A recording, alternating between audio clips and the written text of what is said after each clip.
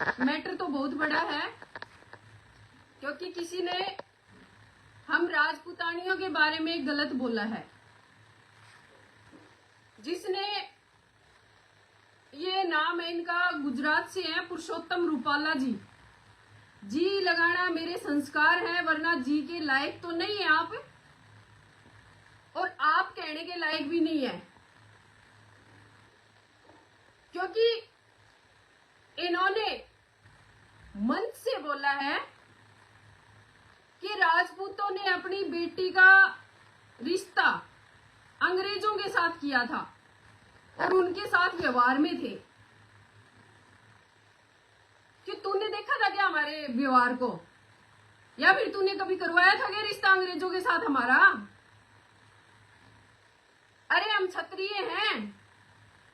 क्षत्रियों ने, आपको पता है क्या क्षत्रियों ने क्या किया है? क्षत्रियों ने सदैव अपनी आन बान शान को बचाने के लिए, बहन बेटी को बचाने के लिए, गाय को बचाने के लिए, मंदिर को बचाने के लिए कितनी गर्दनें काटी और कितनी कटवाई है। क्षत्रिय अगर शांत है ना, क्षत्रिय अगर शांत है ना, तो वो सिर्फ अपने वजूद के लिए, कि कोई हमें ये ना कहे कि क्षत्रियों ने हमें ऐसा कह दिया, हमें वैसा कह दिया। आपको शर्म नहीं आती?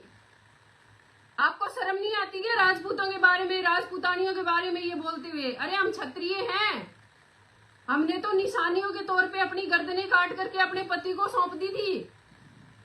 तुम्हारा इतिहास देखो ना, हमारा इतिहास बताने के लिए तो हम काफी है। तुम्हारा इतिहास बता दो कि तुमने क्या किया है।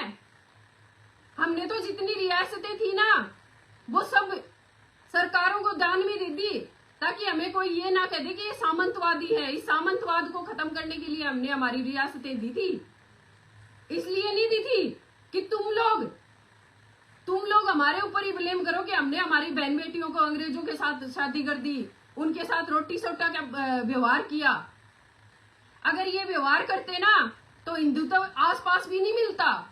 ये बात ध्यान रखना, कान खोल के सुन लो। आपको बीजेपी सरकार, अभी हमारे राजस्थान में बीजेपी सरकार ने आपको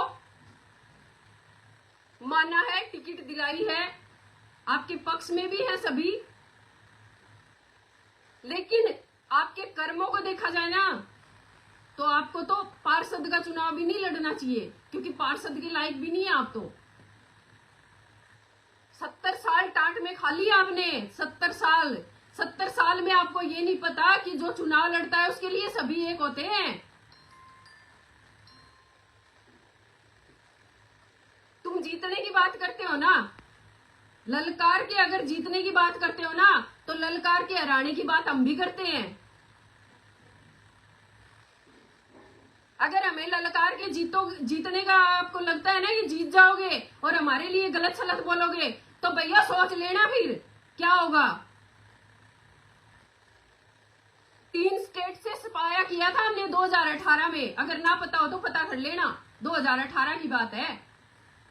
तुम तो खाली एक एमपी का चुनाव लड़ रहे हो, जो हमारे लिए मोटी बात नहीं है।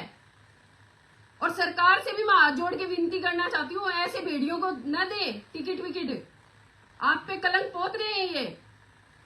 जिस बीजेपी को राजपूतों ने बीज बना के बोया और सींचा है ना, अपने खून से सींचा है, उस बीजेपी को कलंकित कर रहे हैं ये लोग। और मोदी जी संज्ञान लीजिए, ऐसे लोग ले बैठेंगे आपको भी, जिनको बोलना ही नहीं आता कि स्टेज पे बोलना क्या है। बहन बेटियों पे रोटी सट्टा बात करते थे, अंग्रेजों से शादी करते थे। क्यों तुम नोता गालने के लिए गए थे क्या वहां पे? कन्यादान किया था क्या किसी का?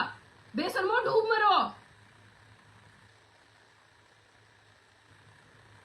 ये तो राजस्थान में है, अगर गुजरात में होते ना तो तेरे घर के आगे इतने भर देते कि समझ में नहीं आता तुझे। और अभी देख लेना, या तो सार्वजनिक रूप से आके माफी मांगे, हम छत्राणियों के बारे में गलत बोला है ना, या तो सार्वजनिक रूप में आके हमसे माफी मांगे, वरना तो चुनाव तो छोड़ो, पार्षद का चुनाव नहीं लड़ने देंगे। आज तक ललकार करके हमें ललकार करके कितनों ने अपनी झोलियां भर ली। बैम निकाल देना। रोटी सट्टा पता भी है क्या रोटी सट्टा होता क्या है? क्यों बेशरम हो रहे हो? शर्म करो थोड़ी बहुत।